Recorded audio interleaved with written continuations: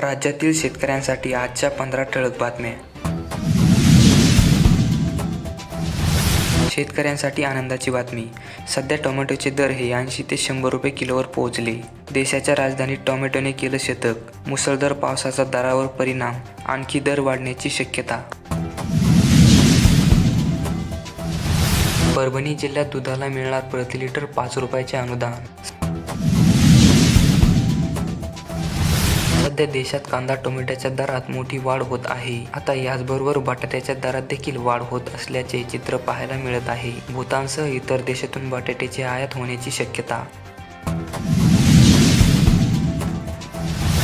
विद्यार्थ्यांच्या आत्महत्येचे वाढते प्रमाण गंभीर. राज्य सरकारला प्रतिज्ञापत्र सादर करण्याचे निर्देश. लालबाग येथील गॅस गळतीमुळे अग्निभडका, आई व 2 मुलांसह 4 जखमी. मराठवाड्यातील इनाम व देवस्थानच्या जमिनी वर्ग 1 होणार. मंत्रिमंडळ बैठकीत प्रस्ताव आणण्याचे फडणवीसांचे निर्देश.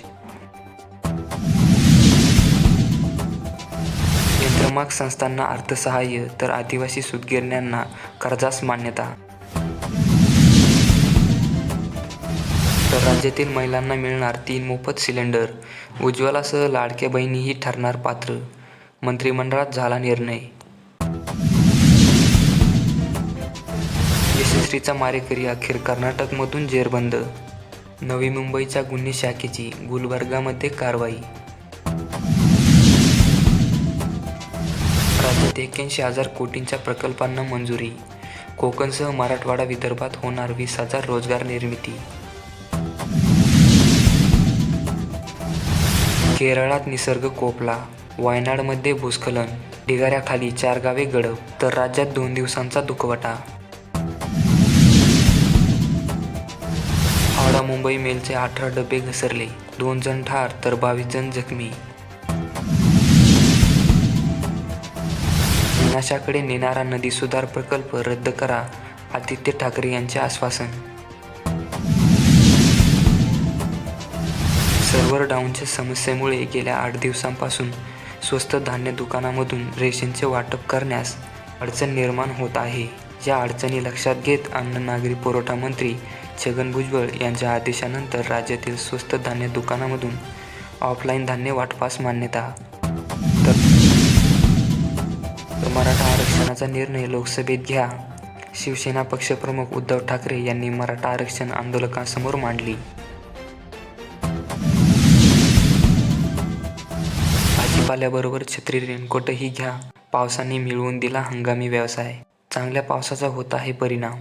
मागणी वाढली, किंमत आहे मात्र तीच.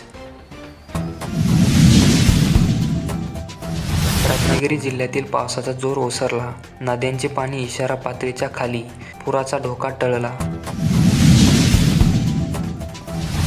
आता खुशाल करा घराचे काम. लोखंड झाले स्वस्त, मागणी कमी. एप्रिलच्या तुलनेत दरात 7 ते 8 हजारांची झाली घट. चंद्रपूरमध्ये संततधार कायम. अनेक घरांची पडझड. पुलावरून कार गेली वाहून तर जनजीवन विस्कळीत. शेतीकामेही प्रभावित. दुथडी भरून वाहत आहे नदी नाले. आज तालुक्यात पावसाचा कहर. 1000 मिमीचा टप्पा पार. पुन्हा झाले मार्ग बंद. भामरागड तालुक्याचा संपर्क तुटलेलाच. कठाणी नदी फुगली.